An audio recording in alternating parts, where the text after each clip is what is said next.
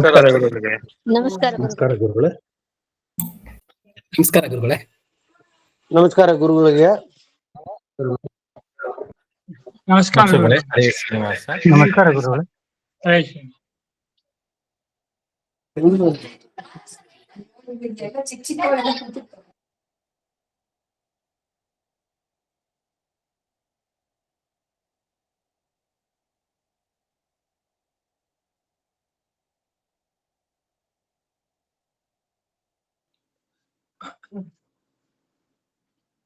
ಸುಮತಿಭಿರನುಮೇಯಂ ಶುಭ್ರಕಾಜಂ ಸಖಾಜಂ ಸುಖಮಜಮನಪಾಜಂ ಮುಕ್ತ್ಯುಪಾಜಂ ವಿಮಾಜಂ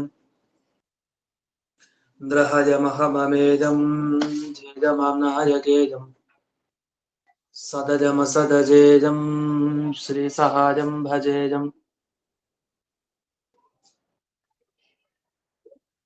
ಅರ್ಚನಾ ಸೋನು ಸಾನ್ನಿಧ್ಯಾತ್ ವಿಜಯೇನ ವಿರಾಜಿತಂ ಅಜಿತ ಪ್ರೀತಿ ಜನಕಂ ಭಜೇಹಂ ವಿಜಯಧ್ವಜಂ. Video ಬರ್ತಾ ಇಲ್ಲ ಅಂತ ಹಾಕ್ತಾ ಇದಾರೆ. ಒಂದು ನಿಮಿಷ ಹೊರಗಡೆ ಹೋಗಿ ಮತ್ತೆ ರೀಜಾಯ್ನ್. ಗುರುಗಳೇ, ವಿಡಿಯೋ ಬರ್ತಾ ಇಲ್ಲ. ಅದೇ ಮತ್ತೆ ಜಾಯ್ನ್ ಆಗ್ತೀನಿ.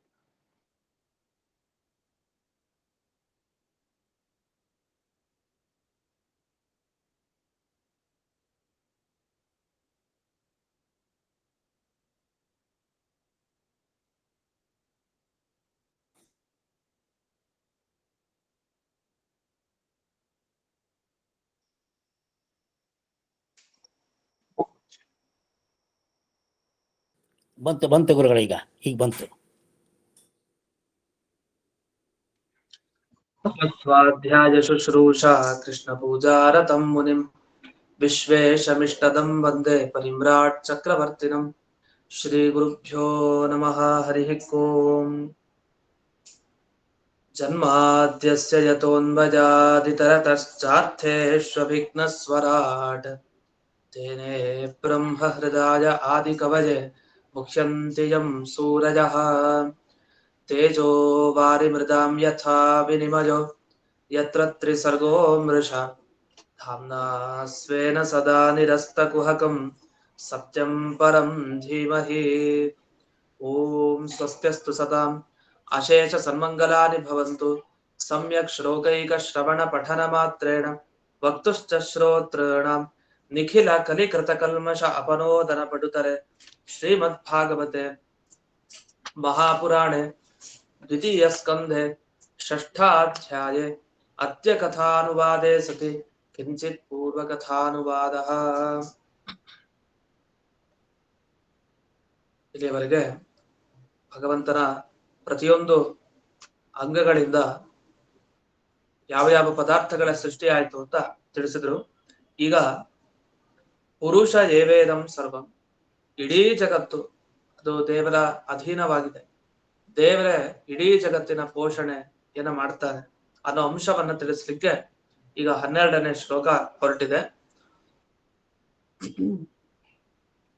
ಅಹಂ ಭವಾನ್ ಭವಶ್ಚೈವ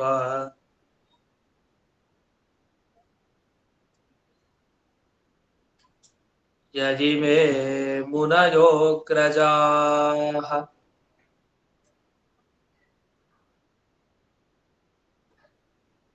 ಸುರಾಸುರನರಾನಾಗಾಃ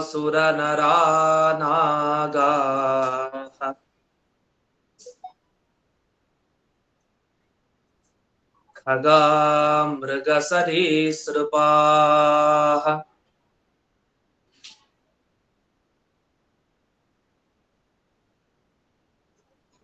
ಅಹಂ ಅಂತ ಹೇಳ್ತಾರೆ. ಇಡೀ ಜಗತ್ತು ದೇವರ ಅಧೀನ ಅಂತ ಹೇಳ್ತಾರೆ. ಇಡೀ ಜಗತ್ತಿಗೆ ದೇವರ ಅಪೇಕ್ಷೆ ಇದೆ. ಅದರಲ್ಲಿ ಮೊಟ್ಟ ಮೊದಲಿಗೆ ಯಾರಿಗ ಅಪೇಕ್ಷೆ? ನನಗೆ, ನಾನೇ ದೇವರ ಅಧೀನ ಅಂತ ಬ್ರಹ್ಮದೇವರು ಹೇಳ್ತಾರೆ. ಆಮೇಲೆ ನೀನು ಮುಂದೆ ಯಾರು ನಿಂತಿದ್ಯಾ? ನಾರದ, ನೀನು ಕೂಡ ಆ ಭಗವಂತನ ಅಧೀನ. ನಾನು ನೀನು ಅಷ್ಟೇ ಅಲ್ಲ, ಭವಃ ರುದ್ರದೇವರು ಕೂಡ. ರುದ್ರದೇವರು, ನಾನು, ನೀನು ಎಲ್ಲ ದೇವರ ಅಧೀನ. ಅಷ್ಟೇ ಅಲ್ಲ, ಯಜಿಮೇ ಮುನಯೋಗ್ರಜಾಃ, ಈ ಮುನಿಗಳು ಎಲ್ಲರಿಗಿಂತ ಮೊದಲು ಹುಟ್ಟಿದ್ರಲ್ಲ ಈ ಮುನಿಗಳು. ಈ ಮುನಿಗಳು ಅಂದ್ರೆ ಯಾರು? ಸನಕ, ಸನಂದನ, ಸನತ್ ಕುಮಾರ, ಸನಾತನ ಇವರೆಲ್ಲ ಇದಾರ, ಇವರು ಅಷ್ಟೇ ಆ ದೇವರ ಅಧೀನ. ಇಷ್ಟೇ ಅಲ್ಲ, ಸುರ, ಸುರ ನರ ನಾಗಾಹ. ಸುರ ಅಂದ್ರೆ ಮಿಕ್ಕಿದ ದೇವತೆಗಳು, ಅಸುರರು, ನರಹ ಮನುಷ್ಯರು. ವಾಯ್ಸ್ ಸರಿಯಾಗಿ ಕೇಳಿಸಲ್ಲ ಗುರುಗಳೇ. ಎಲ್ರಿಗೂ ಕೇಳಿಸ್ತಾ ಇಲ್ವಾ? ಸರಿಯಾಗಿ ಕೇಳಿಸ್ತಾ ಇದೆ. ವಾಯ್ಸ್ ಬ್ರೇಕ್ ಆಗ್ತಾ ಇದೆ. ನಮ್ಗೆ ಸರಿಯಾಗಿ ಕೇಳಿಸ್ತಿದೆ ಆಚಾರ್ಯ. ಕೇಳಿಸ್ತಾ ಇದೆ. ಅವ್ರದ್ದು ಮೊಬೈಲ್ ಪ್ರಾಬ್ಲಮ್ ಅವ್ರಿಗೆ ವಾಯ್ಸ್ ಬ್ರೇಕ್ ಆಗ್ತಾ ಇದೆ ಅಂತ ಹೇಳ್ಬೇಕಷ್ಟೇ. ಅವ್ರದ್ದು ಮತ್ತೆ ಇನ್ನೊಮ್ಮೆ join ಆಗಿ. ಚೆನ್ನಾಗಿ ಕೇಳುತ್ತೆ. ಶ್ರೀನಿವಾಸ್ ನಿದ್ರೆ ಎಕ್ಸಿಟ್ ಆಗಿ ಇದ್ರೆ ಜಾಯಿನ್ ಆಗಿ, ಕ್ಲಿಯರ್ ಆಗಿದೆ ವಾಯ್ಸ್. ಸುರ, ಸುರ ನರ ನಾಗಾಹ. ಇಲ್ಲಿ ಸುರ ಆಗಲೇ ದೇವತೆಗಳು ಅಂತ ಬಂತು. ಇನ್ನು ಅಸುರ,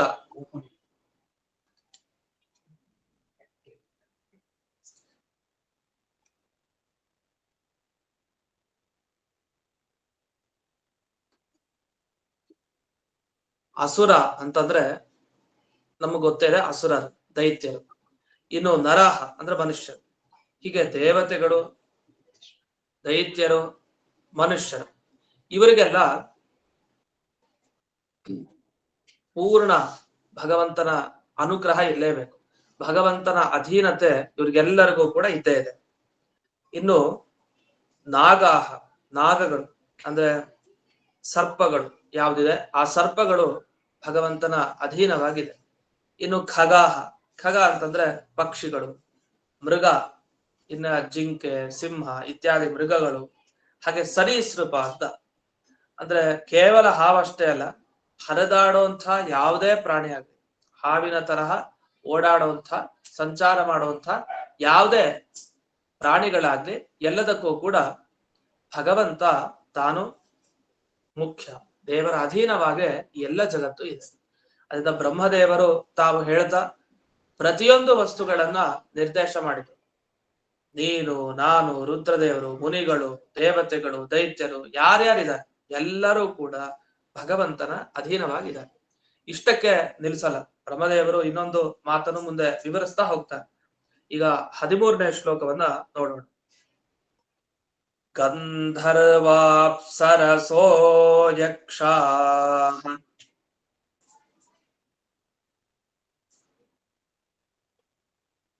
ರಕ್ಷೋ ಭೂತಗಣೋರಗಾಃ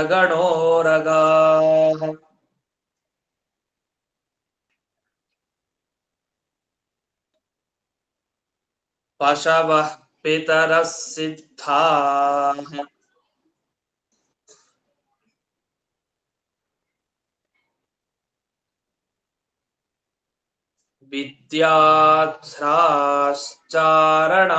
ವಿದ್ಯಾಧ್ರಾಶ್ಚಾರಣಾದ್ರುಮಾಃ.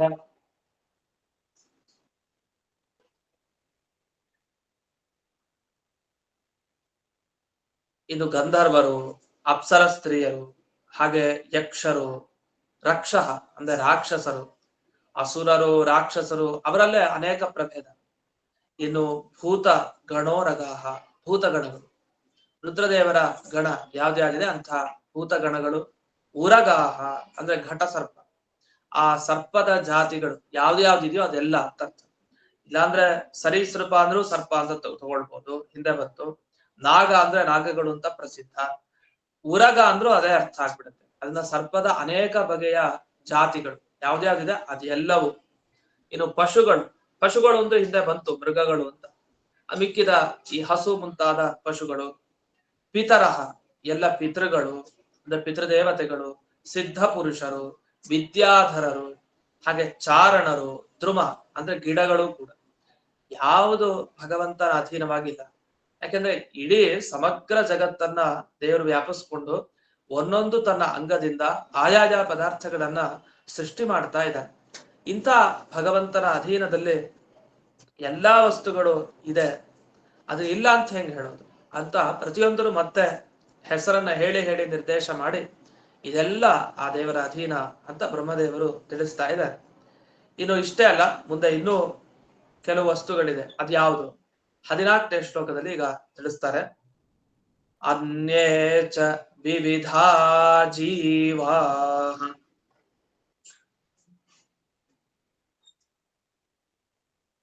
ಜಲಸ್ಥಲನಭೌಕಸಃ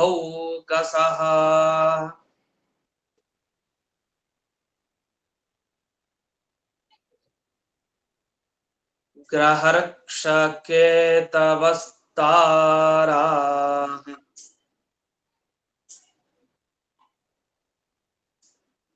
ತಡಿತಸ್ತನಯಿತ್ನವಃ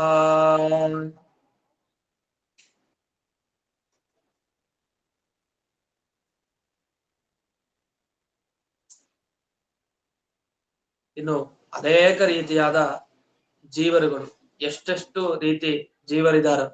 ನಮ್ಗೆ ಜೀವರುಗಳು ಯಾವ ರೂಪದಲ್ಲಿರ್ತಾರೆ ಅಂತ ಕಂಡುಹಿಡಿಯೋದೇ ಕಷ್ಟ. ನಮ್ಗೆ ಕಾಣಿಸ್ತಾ ಇರುವಂತಹ ಅನೇಕ ಜೀವರಾಶಿ ಈ ಭೂಮಿ ಮೇಲಿದೆ.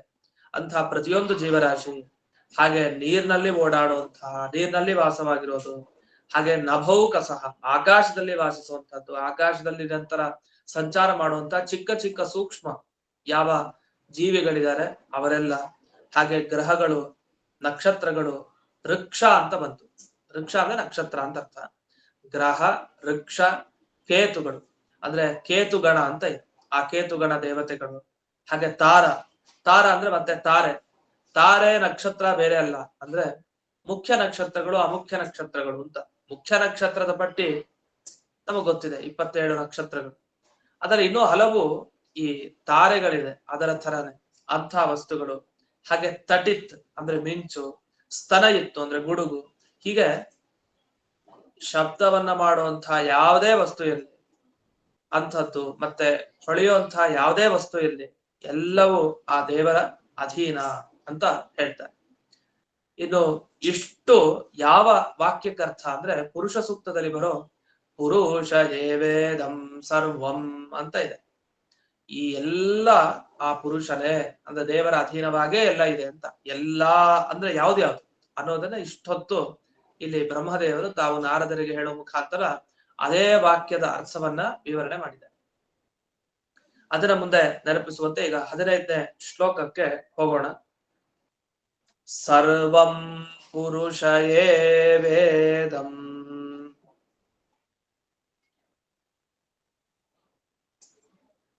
ಭೂತಂ ಭವ್ಯಂ ಭವಚ್ಚ ಯತ್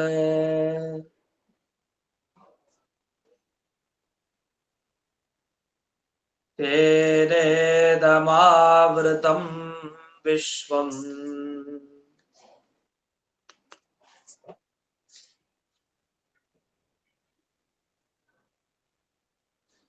ವಿತಸ್ತಿಂ ಅಧಿತಿಷ್ಠತಾ. ಈ ಶ್ಲೋಕದಲ್ಲಿ ಕೊನೆಗೆ ಅಧಿತಿಷ್ಠ ಅಂತ ಆಗ್ಬಿಟ್ಟಿದೆ, ಅದನ್ನ ಅಧಿತಿಷ್ಠತಾ ಅಂತ ಮಾಡ್ಕೊಡಿ. ಇದು PDF ಪೇಜ್ ನಲ್ಲಿ ಮಾತ್ರ, ಮಿಕ್ಕಿದಲ್ಲಿ ಸರಿ ಇರಬಹುದು. ಸರ್ವಂ ಪುರುಷ ಏವೇದ, ಎಲ್ಲ ಇದುವರೆಗೆ ಕೇಳಿದ್ದೇನಿದೆ ಎಲ್ಲ ದೇವರ ಅಧೀನ. ಯಾವ್ದು ಈಗ ಕಾಣೋದಷ್ಟೇ ಅಲ್ಲ, ಭೂತಂ ಭವ್ಯಂ ಭವಚ್ಚಯತ್, ಹಿಂದೆ ಇರೋದು, ಹಿಂದೆ ಇದ್ದದ್ದು, ಹಿಂದೆ ಇದ್ದದ್ದು, ಮತ್ತೆ ಮುಂದೆ ಬರೋದು, ಈಗಿರೋದು, ಎಲ್ಲವೂ ಎಲ್ಲಾ ಕಾಲದ ಎಲ್ಲಾ ವಸ್ತುಗಳು ಆ ಭಗವಂತನ ಅಧೀನ.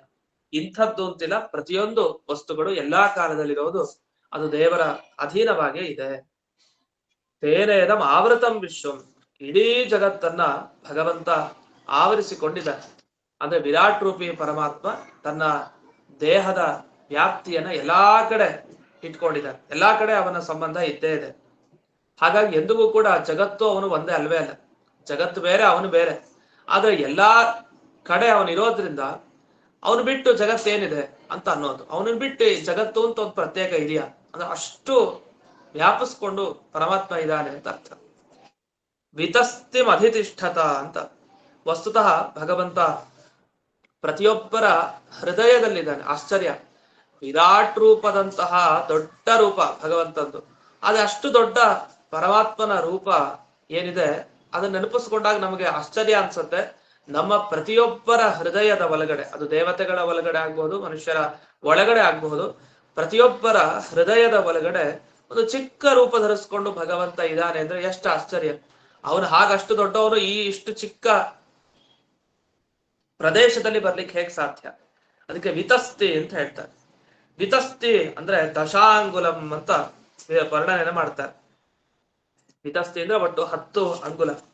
1 ಅಂಗುಲ ಅಂದ್ರೆ ನಮಗೆ ಪರಿಚಯ ಇರುತ್ತೆ. 1 ಅಂಗುಲ ಅಂದ್ರೆ ಎಷ್ಟು ಅಂತ? 10 ಅಂಗುಲ. 10 ಅಂಗುಲ ಏನಿದೆ ಅಷ್ಟು ಪರಿಮಾಣದಲ್ಲಿ ಅಂದ್ರೆ ಮಿತಸ್ಥಿ ಅಂತ ಕರೀತಾರೆ ಅದನ್ನ. ಮಿತಸ್ಥಿ ಅಂದ್ರೆ 10 ಅಂಗುಲ. ಇಂಥ ಪರಿಮಾಣದಲ್ಲಿ ಭಗವಂತ ತಾನು ನಮ್ಮ ಹೃದಯದಲ್ಲಿ ಇರ್ತಾನೆ. ಇಂಥ ಹೃದಯದಲ್ಲಿರೋ ಇಷ್ಟು ಉದ್ದದ ಪರಮಾತ್ಮ ಸಮಗ್ರ ಜಗತ್ತನ್ನ ವ್ಯಾಪಿಸಿಕೊಂಡು ತನ್ನ ವಿರಾಟ್ ರೂಪದಿಂದ ಇದ್ದಾನೆ ಅಂದ್ರೆ ಎಷ್ಟು ಆಶ್ಚರ್ಯ. ನಮ್ಮ ಹೃದಯಕ್ಕೆ ಬಂದು ನಿಂತಿದಾನಲ್ಲ, ಅದು ದೊಡ್ಡ ವಿಷಯ.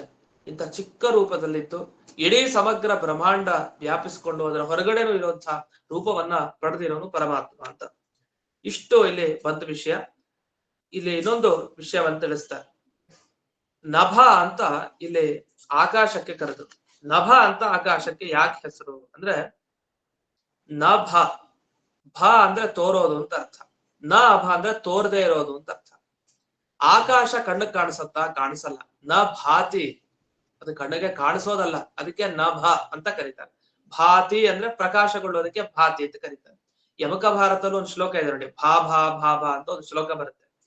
ಭಾ ಅಂದ್ರೆ ಹೊಳೆಯೋದು ಅಂತ ಅರ್ಥ, ಪ್ರಕಾಶ. ನ ಭ ಅಂದ್ರೆ ಪ್ರಕಾಶ ಇರಲ್ಲ, ಕಣ್ಣಿಗೆ ಕಾಣಿಸಲ್ಲ ಅದು. ಆಕಾಶ ನೋಡ್ತೀವಿ ಅಂದ್ರೆ ನಮ್ಮ ಸುತ್ತಮುತ್ತ ಇರೋ ಆಕಾಶ ನೋಡ್ತೀವ ನಾವು? ಇಲ್ಲ, ಆಕಾಶ ನೋಡೋದಲ್ಲ ಅಂತ ಒಂದು ವಾದ ಇದೆ. ಆ ವಾದದ ಪ್ರಕಾರ ನಭ, ಯಾವುದನ್ನ ನಾವು ನೋಡ್ಲಿಕ್ಕೆ ಸಾಧ್ಯ ಇಲ್ವೋ ಅದು ನಭ ಅಂತ ನಾವು ಅನ್ಕೊಳ್ತೀವಿ. ಆದ್ರೆ ಇವ್ರು ಇನ್ನೊಂದು ಅರ್ಥ ಹೇಳ್ತಾರೆ. ಅದು ಈ ಘಟ ಪಟ ಈ ತರ ಪದಾರ್ಥಗಳಂತೆ ತೋರಲ್ಲ, ಅದಕ್ಕೋಸ್ಕರ ಅದನ್ನ ನಭ ಅಂತ ಕರಿಬೇಕು ಅಂತ. ಅದ್ರ ಅರ್ಥ, ಈಗ ಪುಸ್ತಕ ಎಷ್ಟು ದೊಡ್ಡದಿರುತ್ತೆ? ಒಂದ್ ಚಿಕ್ಕದು, ಒಂದ್ ಅಗಲ, ಒಂದಿಷ್ಟು ಅಗಲ. ತುಂಬಾ ದೊಡ್ಡ ಪುಸ್ತಕ ಅಂದ್ರೆ 1 ಕಿಲೋಮೀಟರ್ ಗಟ್ಲೆ ಅಂತ ಇಟ್ಕೊಳ್ಬೇಕು ಪುಸ್ತಕ, ಅಷ್ಟು ದೊಡ್ಡದಿರೋದು ಅಂತ. ಆದ್ರೆ ಯಾವುದೇ ವಸ್ತು ಜಗತ್ನಲ್ಲಿ ನಾವು ಕಾಣೋದನ್ನ ತಗೊಳ್ಳಿ, ಅದಕ್ಕಿಂತಲೂ ಆಕಾಶ ಮಾತ್ರ ವಿಲಕ್ಷಣವಾಗಿ ಕಾಣುತ್ತೆ. ಯಾಕೆ? ಆಕಾಶ ಎಲ್ಲಾ ಕಡೆ ಇದೆ. ನಾವು ನೋಡೋ ವಸ್ತು ಒಂದಿಷ್ಟು ಕಡೆ ಮಾತ್ರ ಇದೆ, ಒಂದಿಷ್ಟು ಪ್ರದೇಶದ ಮಿತಿ ಇದೆ ಅದಕ್ಕೆ. ಆದ್ರೆ ಆಕಾಶಕ್ಕೆ ಆ ರೀತಿ ಮಿತಿ ಇಲ್ಲ, ಅದು ಎಲ್ಲಾ ಕಡೆ ತೋರ್ತಾ ಇದೆ. ಹಾಗಾಗಿ ಈ ನಾವು ನೋಡುವಂತ ಚೇರೋ, ಪುಸ್ತಕನೋ, ಮೊಬೈಲೋ ಯಾವ ಚಿಕ್ಕ ಚಿಕ್ಕ ಆಕಾರದಲ್ಲಿದೆ, ಈ ತರ ಅದು ತೋರಲ್ಲ. ಅದಕ್ಕೋಸ್ಕರ ನ ಭಾತಿ, ಈ ರೀತಿ ತೋರಲ್ಲ, ಆದ್ರಿಂದ ಅದಕ್ಕೆ ನಭ ಅಂತ ಕರೀತಾರೆ. ಈ ನಭ ಅನ್ನೋ ಶಬ್ದ ರಾಮ ಶಬ್ದದಂತೆ ನಡೆಯುತ್ತೆ ಅಂತ ಒಂದು ವ್ಯಾಕರಣದ ವಿಚಾರವನ್ನು ಹೇಳ್ತಾರೆ. ಅದಿಲ್ಲಿ ಅಂತೂ ಈ ಕಾಣುವಂತಹ ಜಗತ್ತಿನಲ್ಲಿ ಒಂದು ಹುಲ್ಲು ಕಡ್ಡಿಯವರೆಗೆ, ಬ್ರಹ್ಮದೇವರಿಂದ ಹಿಡಿದು ಒಂದು ಹುಲ್ಲು ಕಡ್ಡಿಯವರೆಗೆ ಯಾವ ಜಗತ್ತು ಹಿಂದೆ ಇತ್ತೋ, ಈಗ ಇದೆಯೋ, ಮುಂದಕ್ಕೆ ಯಾವುದು ಬರತ್ತೋ, ಪ್ರತಿ ಒಂದು ಕೂಡ ಆ ಭಗವಂತನಿಂದಲೇ ಹುಟ್ಟಿದ್ದು. ಆ ಪುರುಷ ಪರಮಾತ್ಮನ, ವಿರಾಟ್ ರೂಪಿ ಪರಮಾತ್ಮನ ಅಧೀನವಾಗೇ ಅವೆಲ್ಲ ಇರುತ್ತೆ. 3 ಕಾಲದಲ್ಲೂ ಅವನ ಅಧೀನ ಹೊರತು ಯಾವತ್ತು ಅವನ ಜೊತೆಗೆ ಒಂದಾಗಲ್ಲ. 2 ಒಂದಲ್ಲ ಯಾವತ್ತು. ಯಾವತ್ತು ಈ ಜಗತ್ತೇ ಬೇರೆ, ಆ ಪರಮಾತ್ಮನೇ ಬೇರೆ. ಹಾಗಾದ್ರೆ ಯಾಕೆ ಈ ಪುರುಷ ಸೂಕ್ತದಲ್ಲಿ ಪುರುಷ ಏವ ಇದಂ ಸರ್ವಂ, ಇದಂ ಸರ್ವಂ, ನೀವು ಕಾಣುವಂಥದ್ದು ಏನೇನಿದೆ ಎಲ್ಲವೂ ಕೂಡ ಪುರುಷ ಏವ, ಆ ವಿರಾಟ್ ರೂಪಿ ಪುರುಷನೇ ಅಂತ ಯಾಕೆ ಒಂದು ಅಂತ ಯಾಕೆ ಹೇಳಿತ್ತು? ತಪ್ಪಾಯ್ತಲ್ಲ. ಪುರುಷ ಸೂಕ್ತ ನಮ್ಮನ್ನ ದಾರಿ ತಪ್ಪಿಸ್ತು. ಯಾಕೆ? ವಿರಾಟ್ ರೂಪಿ ಪುರುಷ ಅಂದ್ರೆ ಯಾರು ಅಂತ ತಿಳ್ಕೊಂಡಿದ್ದೀರಿ? ಇದೆಲ್ಲ ಕಾಣ್ತಾ ಇದಿರಲ್ಲ, ಈ ಜಗತ್ತೇ ಅವನು ಅಂತ ಹೇಳಿದ ಪುರುಷ ಸೂಕ್ತ ಮೇಲ್ನೋಟಕ್ಕೆ ಆ ವಾಕ್ಯವನ್ನು ನೋಡಿದಾಗ. ಆದ್ರೆ ಹಾಗಲ್ಲ, ನೀವು ವೇದ ಮಂತ್ರದ ಅರ್ಥವನ್ನ ಸರಿಯಾಗಿ ಮಾಡ್ಕೊಡಿಲ್ಲ. ಯಾಕೆ? ಅಲ್ಲಿ ಏನ್ ಹೇಳಿದ್ದು ಅಂದ್ರೆ, ಯದಧೀನ ಯಸ್ಯ ಸತ್ತ ತತ್ತದಿತ್ಯೇವ ಭಣ್ಯತೆ. ಈಗ ಒಬ್ರು ಪೂರ್ಣ ಪರಾಧೀನರಾಗಿರ್ತಾರೆ. ಯಾಕಂದ್ರೆ ಅವ್ರಿಗೇನು ಸ್ವಂತಿಕೆ ಇರಲ್ಲ. ಅವ್ರ ಹತ್ರ ದುಡ್ಡಾಗ್ಲಿ, ಮನೆ ಆಗ್ಲಿ ಎಲ್ಲ ಇನ್ನೊಬ್ಬರ ಸ್ವತ್ತಿನಿಂದ ಬಂದು, ಇನ್ನೊಬ್ಬರ ಸ್ವತ್ತದಷ್ಟೇ. ಅವ್ರು ಇನ್ನೊಬ್ಬರ ಅಧೀನವಾಗೇ ಇರ್ತಾರೆ ಕೊನೆವರೆಗೂ.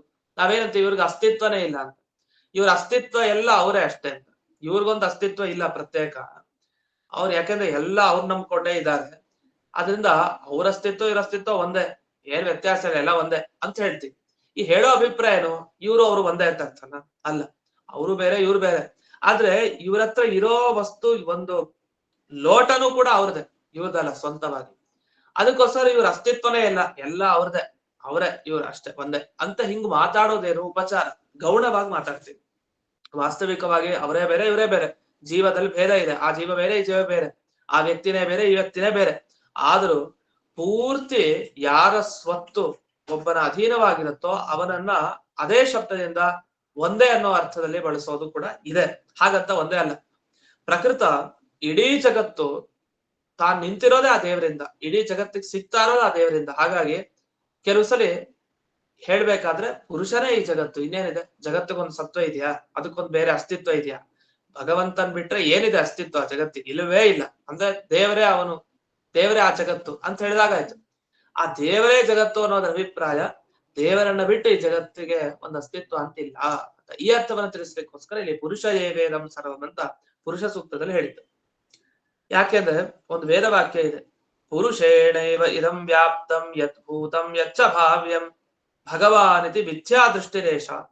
ಎಲ್ಲ ಭಗವಂತ ಅಂತ ತಿಳಿದ್ರೆ ಅದೇ ಹಿಂದೆ ಕಾಣ್ದ ಜಗತ್ತು, ಈಗ ಕಾಣ್ತಾ ಇರೋದು, ಮುಂದೆ ಕಾಣುವಂತಹ ಜಗತ್ತು ಎಲ್ಲ ದೇವರೇ ಅಂತ ಒಂದು ವೇಳೆ ಒಂದೇ ಐಕ್ಯ ಚಿಂತನೆಯನ್ನ ಮಾಡಿದ್ರೆ ಇದು ಮಿಥ್ಯಾ ದೃಷ್ಟಿ, ತಪ್ಪಾಗಿ ತಿಳ್ಕೊಂಡಿರೋದು ಅಂತ ಅರ್ಥ ಮಾಡ್ಕೊಳ್ಳಿ. ಇದು ತಪ್ಪು ಕಲ್ಪನೆ ಅಂತ ಸ್ಪಷ್ಟವಾಗಿ ಶ್ರುತಿಯಲ್ಲಿ ಪೈಂಗಿ ಶ್ರುತಿ ಅಂತ ಇದೆ. ಆ ಪೈಂಗಿ ಶ್ರುತಿ ಈ ವಾಕ್ಯಕ್ಕೆ ವ್ಯಾಖ್ಯಾನವನ್ನ ಮಾಡುತ್ತೆ. ಪುರುಷ ಏವೇದಂ ಸರ್ವಂ ಅಂತ. ಇದನ್ನ ತತ್ವಪ್ರದೀಪಿಕಾ ಗ್ರಂಥದಲ್ಲಿ ಉದಾಹರಣೆ ಮಾಡಿದ್ದಾರೆ. ಅಲ್ಲಿ ಈ ವಾಕ್ಯ ಬಂದಿದೆ, ಅದನ್ನ ಇಲ್ಲಿ PDF ಪೇಜ್ ಅನ್ನು ನೋಡಬಹುದು. ಅಂತೂ ಇಷ್ಟು ಭಗವಂತನ ಬಗ್ಗೆ ತಿಳಿಬೇಕಾಗಿದ್ದೇನು, ಸರ್ವಂ ಪುರುಷ ಏವೇತಿ ಭಣ್ಯತೆ ಭೇದವಜ್ಜಗತ್. ಕೆಲವು ಸರಿ ಜಗತ್ ಬೇರೆ ಅಲ್ಲ, ದೇವರು ಬೇರೆ ಅಲ್ಲ ಅಂತ ಹೇಳೋದಿದೆ. ಯಾಕೆಂದ್ರೆ ದೇವರ ಅನುಗ್ರಹ ಇಲ್ಲದೆ ಜಗತ್ತಿಗೆ ಅಸ್ತಿತ್ವನೇ ಇಲ್ಲ. ದೇವರಿಲ್ಲ ಅಂದ್ರೆ ಜಗತ್ತಿನ ಅಸ್ತಿತ್ವನೇ ಇಲ್ಲ. ಹಾಗಾಗಿ ದೇವ್ರು ಎಲ್ಲಾ ಕಡೆ ಇರ್ಬೇಕು. ಅವ್ನು ಎಲ್ಲಾ ಕಡೆ ಇರೋದ್ರಿಂದಲೇ ಜಗತ್ತು ಅಂತ ಒಂದಿದೆ ಅಂತ. ಎಲ್ಲಾ ಕಡೆ ಇರೋದ್ರಿಂದ ಜಗತ್ತು ಇದೆ ಅಂದ್ರೆ ಅಷ್ಟು ಅಧೀನ ಅಂತ ಅರ್ಥ. ಈ ಅರ್ಥವನ್ನ ಇಲ್ಲಿ ಗ್ರಹಿಸ್ಬೇಕು. ಇನ್ನು ಇಲ್ಲಿ ಭಾಗವತ ತಾತ್ಪರ್ಯದಲ್ಲಿ ಮಧ್ವಾಚಾರ್ಯರು ಈ ವಾಕ್ಯಗಳನ್ನು ಉದಾಹರಿಸ್ತಾರೆ. ಒಂದು ಬ್ರಹ್ಮತರ್ಕದ ಮಾತು, ಈಗಾಗಲೇ ಅದರ ಅರ್ಥವನ್ನು ನೋಡಿದ್ವಿ. ಸರ್ವಂ ಪುರುಷ ಏವೇತಿ ಭಣ್ಯತೆ ಭೇದವಜ್ಜಗತ್ ತದಧೀನಂ ತು ಸತ್ತಾದಿ ಯತೋ ಹ್ಯಸ್ಯ ಸದಾ ಭವೇತ್. ಅದರ ಅರ್ಥವನ್ನ ವಿವರಿಸಾಗಿದಾಗಲೇ ಇನ್ನು ವಿತಸ್ತಿ ಮಾತ್ರಂ ಹೃದಯಂ ಆಸ್ಥಾಯ ವ್ಯಾಪ್ನುತೆ ಜಗತ್ ಇದು ಗಾರುಡೆ. ಗರುಡ ಪುರಾಣದಲ್ಲಿ ಬರ್ತಾ ಒಂದು ಮಾತು, ಹೃದಯದಲ್ಲಿ ವಿತಸ್ತಿ 10 ಅಂಗುಲದಿಂದ ಇದ್ದಾನೆ ದೇವರು, ಆದ್ರೆ ವ್ಯಾಪ್ನುತೆ ಜಗತ್ ಇಡೀ ಜಗತ್ತನ್ನೇ ವ್ಯಾಪಿಸ್ಕೊಂಡಿದ್ದಾನೆ. ನಮ್ಮ ಹೃದಯದಲ್ಲಿರೋ ದೇವರು ಎಂತ ಶಕ್ತಿ! ಅಷ್ಟು ಶಕ್ತಿ ಸಾಮರ್ಥ್ಯ ಇರೋ ದೇವರು ನಮ್ಮ ಹೃದಯದ ಒಳಗಡೆನೆ ಇದ್ದಾನೆ. ಎಂಥ ಆಶ್ಚರ್ಯ! ಈ ವಿಷಯವನ್ನ ಇಲ್ಲಿ ತಿಳಿಸ್ತಾರೆ. ಇಲ್ಲಿ ಭಾಗವತ ತಾತ್ಪರ್ಯದಲ್ಲಿ ತಿಳಿಸಿ ಮುಂದಕ್ಕೆ ಯಾದುಪತ್ಯ ಟಿಪ್ಪಣಿಯಲ್ಲಿ ಕೆಲವು ವಿಷಯಗಳನ್ನು ತಿಳಿಸಿದ್ದಾರೆ. ಅದರಲ್ಲಿ ಅನೇಕ ವಿಚಾರಗಳಿದೆ. ಒಂದು ವಿಚಾರವನ್ನ ನೋಡೋಣ, ಮಿಕ್ಕಿದ ವಿಚಾರಗಳನ್ನ ನಾಳೆ ದಿವಸ ನೋಡೋಣ. ಒಂದು ವಿಚಾರ ಹೀಗಿದೆ, ಸ ಭೂಮಿಂ ವಿಶ್ವತೋ ವೃತ್ವಾ ಅಂತ ಬಂದು ಆ ಪುರುಷ ರೂಪಿ ಪರಮಾತ್ಮ ಸಮಗ್ರ ವಿಶ್ವವನ್ನ ವ್ಯಾಪಿಸ್ಕೊಂಡಿದ್ದಾನೆ. ಅದ್ ಹೇಗೆ ವಿಶ್ವವನ್ನ ವ್ಯಾಪಿಸ್ಕೊಂಡಿದೆ ಅಂದ್ರೆ ಭೂಮಿಂ ವಿಶ್ವತೋ ವೃತ್ವ. ಇಲ್ಲಿ ಅರ್ಥ ಹೇಳಿದ್ದು 2 ತರ. ಒಂದು, ಭೂಮಿಯನ್ನ ಎಲ್ಲಾ ಕಡೆ ವ್ಯಾಪಿಸ್ಕೊಂಡಿದ್ದಾನೆ ದೇವರು ಅಂತ. ಎಲ್ಲಾ ಕಡೆ ವ್ಯಾಪಿಸ್ಕೊಂಡಿದ್ದಾನೆ ಅಂತಂದ್ರೆ ಇದು ಹೇಗೆ ಸಾಧ್ಯ ಅಂದ್ರೆ ತೇನೇದಂ ಎಲ್ಲ ದೇವರಿಂದಲೇ ಇರೋದು ಈ ಜಗತ್ತು ಅಂದಮೇಲೆ ದೇವರನ್ನ ಎಲ್ಲಾ ಕಡೆ ಹುಡುಕ್ಲೇಬೇಕು. ಎಲ್ಲಾ ಕಡೆ ದೇವ್ರು ಇದ್ದೇ ಇದೆ. ಇಲ್ದೇ ಇದ್ರೆ ಆ ದೇವರ ಅಪೇಕ್ಷೆ ಪ್ರತಿಯೊಂದು ವಸ್ತುಗೂ ಇದೆಯಲ್ಲ. ಎಲ್ಲಾ ಕಡೆ ಇರೋ ವಸ್ತುಗೆ ದೇವ್ರು ಬೇಕು ಅಂದ್ರೆ ದೇವ್ರು ಎಲ್ಲಾ ಕಡೆ ಇರ್ಬೇಕಲ್ಲ. ಅಂದ್ರೆ ದೇವ್ರು ಎಲ್ಲಾ ಕಡೆ ಇದ್ದಾನೆ ಅಂತ ಆ ಮಾತಿಗೆ ಅರ್ಥವನ್ನಾಗಿ ಇಲ್ಲಿ ತಿಳ್ಕೊಳ್ಬೇಕು ಅಂತ ಯಾವ ಪುರುಷ ಸೂಕ್ತದ ಭಾಗದ ಯಾವ ಅರ್ಥವನ್ನ ಇಲ್ಲಿ ಭಾಗವತದ ಈ ಒಂದೊಂದು ಭಾಗಗಳಿಂದ ತಿಳಿಬೇಕು ಅಂತ ಅವರು ಬಿಡಿಸಿದ್ದಾರೆ. ಇನ್ನು ವಿಷಯಗಳನ್ನ ಅಲ್ಲಿ ತಿಳಿಸ್ತಾರೆ. ಅದೇನು ವಿಷಯ ಯಾದಪತ್ಯ ಟಿಪ್ಪಣಿಯಲ್ಲಿ ಇನ್ನು ಈ ಶ್ಲೋಕದ ಬಗ್ಗೆ ಇರೋದು ಅನ್ನೋದನ್ನ ನಾಳೆ ನೋಡೋಣ. ಪಾಠವನ್ನ ಗುರುವಂತರ್ಗತ ವ್ಯಾಸತೀರ್ಥ ಗುರುವಂತರ್ಗತ ಭಾರತೀರಮಣ ಪ್ರಾಣಾಂತರ್ಗತ ಗೋಪಾಲ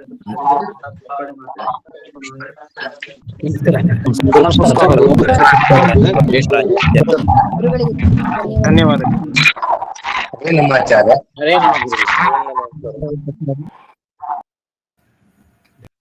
ಧನ್ಯವಾದ ಆಚಾರ್ಯ.